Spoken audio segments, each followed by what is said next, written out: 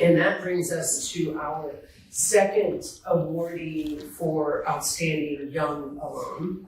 Colonel Blake Schwartz did get his PhD from the university, and his PhD is in operations research. That is an interdisciplinary degree that's across the whole university. His advisors, 3 co-chairs, if I have my information correct, are ISE faculty, and so that means that Blake is affiliated with ISE as well. But I'd like to recognize that the director of the operations program is also here, Dr. Maria Mayorga, and so I'd like to certainly recognize that Colonel Schwartz is shared between OR and ISE. You can read a little bit about Colonel Schwartz's contributions, including as an instructor at West Point, and to the Army in various ways, including leading the way in artificial intelligence and advising key members of the Army. I'd like to also tell you, and I'm sure I'm not making this up, that Colonel Schwartz at his house has 3 horses, 6 dogs, a rabbit, and I think that there's some kids there too. So he's got quite a menagerie when he is able to get back to where all of those creatures are in Washington State. So certainly he and his family have their time full of both things that improve our national security and things that bring joy to their family and others. So please join me in welcoming and congratulating Dr. Blake Schwartz, Colonel Schwartz, outstanding. To everyone for coming, and to those who nominated me, and most especially to those who helped me with my NC State career. It was really, really necessary, as you may recall.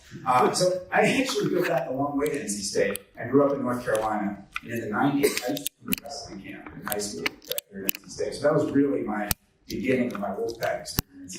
But then I went to undergraduate at West Point, graduated in 2003 and did Army stuff. Wanted to be a Green Beret, so I double majored in Spanish and German because I figured that would be useful. Didn't help me doing ISE stuff later, but that's later. Came out and commissioned in the infantry in 2003, did special forces like I wanted to, ran around in the desert and in the forests of South America and CENTCOMs in the Middle East and all over the place. And then kind of got to the point in my career where I was getting a little more senior, I was going to be a major, was getting a little older, and you're kind of done running around with a rifle at that point. So everything I wanted to do to that point kind of was behind me. And I started looking around to what I wanted to do next and looked at operations research for the Army. And the operations research specialty, the branch people told me, well, if you come over, we'll send you straight to grad school. So, well, that sounds good. So I looked around, found the NC State program, which looked amazing in operations research. I called the director, cold off the internet. I found a certain Dr. Tom Hodgson. Called him out of the blue, said, hey, these are my standardized test scores, these are my transcript look like. What are my chances of getting into the NC State program if I come over and apply? And he said, 1. I was like, well, that doesn't sound good. 1 out of 1. Wait, what's the probability? 1's the probability. Okay, I do math. I remember this. Okay. So I came to NC State, did the master's program, had a lot of help from a lot of people, never had to do calculus. To me, it was that funny desk, like integration and disintegrate? No, something else, I can't remember. But it was differentiation, yeah, it took me a little while, I got there. But got through it with the help of a lot of great classmates and a lot of fantastic professors. I met Dr. Brandon McConnell back then. He was going through his PhD program as I was doing the master's program.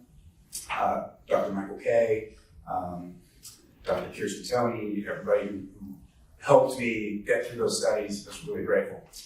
I came out and I did more Army stuff afterward, down at Fort Bragg actually, so not too far away.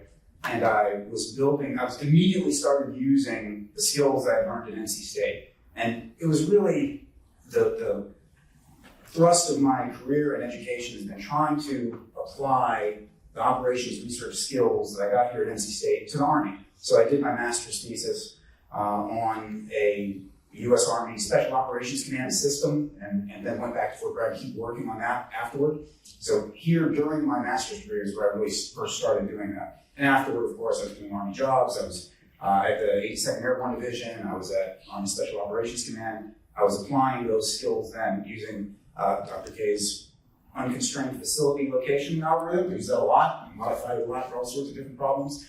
I did a lot of simulation. What would it look like to do an airborne operation in different parts of the world? Can we simulate the flow in and out and what would it look like going through? So really interesting simulation problems, and statistical analysis, math problems is great. I started using it right away.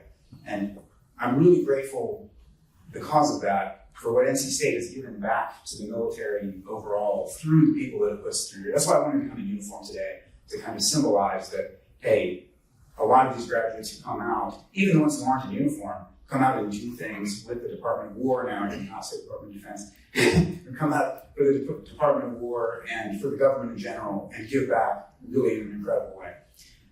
So I then had the opportunity after a few jobs before grad to come back to NC State on my way to go teach as a math professor at West Point.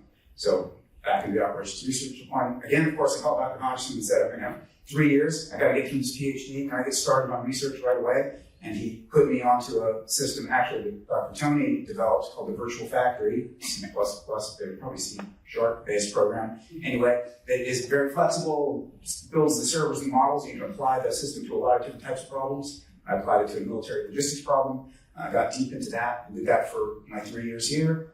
Came out with the PhD, and then went to teach math at West Point, where again, the skills that I picked up here were really critical. So I ran a research center out of the math department called the Center for Data Analysis and Statistics, and did a lot of CNN work, AI work, convolutional neural networks, on some defense-related problems.